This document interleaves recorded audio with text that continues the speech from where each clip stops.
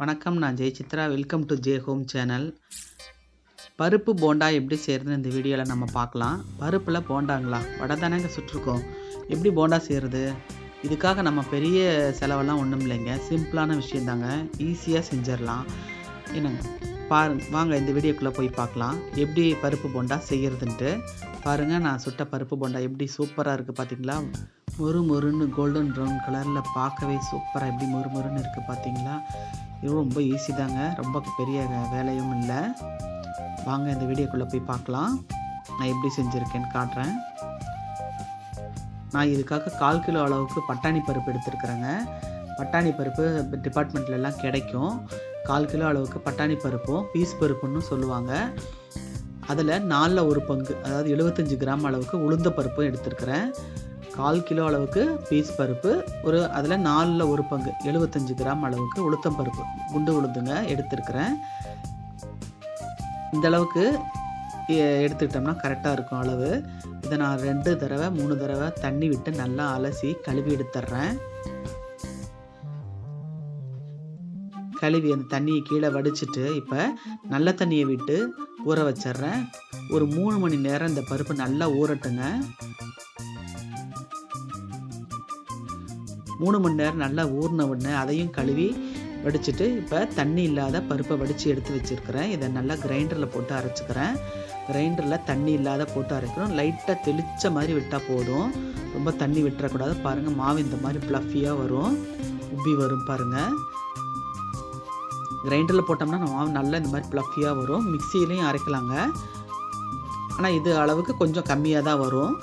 பாருங்கள், நான் கிரைண்டர் வந்து மாவை நல்லா இந்த மாதிரி ப்ளஃபியாக ஆட்டிட்டு வடித்து எடுத்துட்றேன். இப்போ இது கூட 1 கப் அளவுக்கு பெரிய வெங்காயம் பொடிசாக நறுக்கி வச்சுருக்கிறேன், அதையும் சேர்த்துக்கிறேன். 1 துண்டு இஞ்சி சின்னதாக பொடிசாக நறுக்கி வச்சுருக்கிறேன், அதையும் சேர்த்துக்கிறேன். கருவேப்பிலை 1 கொத்து பொடிசாக நறுக்கி அதையும் சேர்த்துக்கிறேன். கொத்தமல்லி தலையை கொஞ்சம் நிறையவே சேர்த்துக்கிறேன் பொடிசாக. 4 பச்சை மிளகாயும் பொடிசாக நறுக்கி சேர்த்துக்கிறேன்.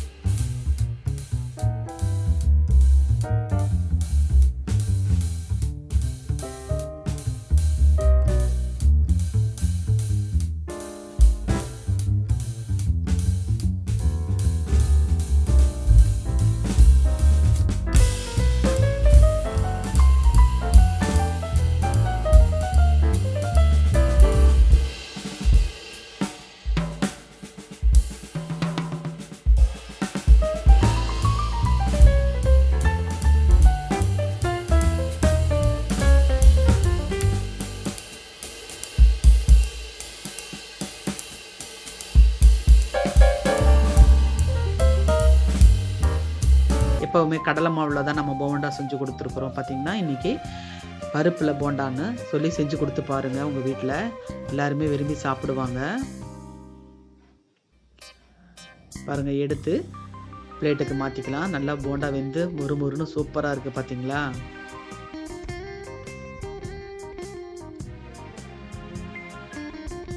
இந்த மாதிரி சுட்டு கொடுத்தீங்கன்னா யாரும் போதுன்னு சொல்லவே மாட்டாங்க, இன்னும் வேணும்னு கேட்டுகிட்டே தான் இருப்பாங்க.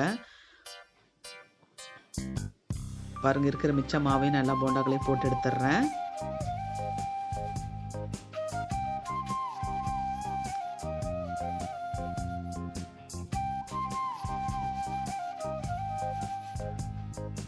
பார்க்கவே எவ்வளோ கலர்ஃபுல்லாக முறுமுறுன்னு சூப்பராக இருக்குது பார்த்தீங்களா.